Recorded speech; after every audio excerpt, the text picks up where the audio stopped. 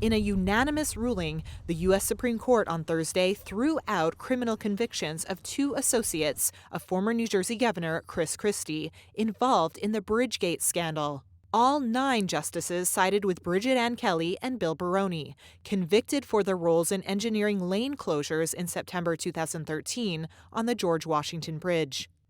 On behalf of the courts, liberal Justice Elena Kagan wrote, "The evidence the jury heard no doubt shows wrongdoing, deception, corruption, abuse of power. But the federal fraud statutes at issue do not criminalize all such conduct."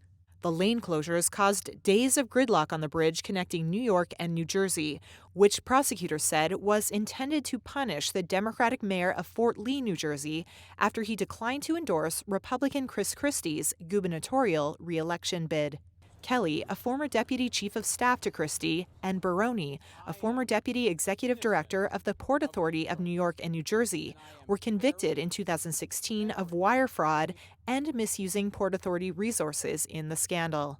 Justice Kagan wrote that the laws would be violated only if their aim was to obtain the Port Authority's money or property. Christie had denied involvement and was not charged. But the scandal sullied Christie's reputation, damaged his campaign for the 2016 Republican U.S. presidential nomination, and contributed to his sagging public approval ratings in New Jersey.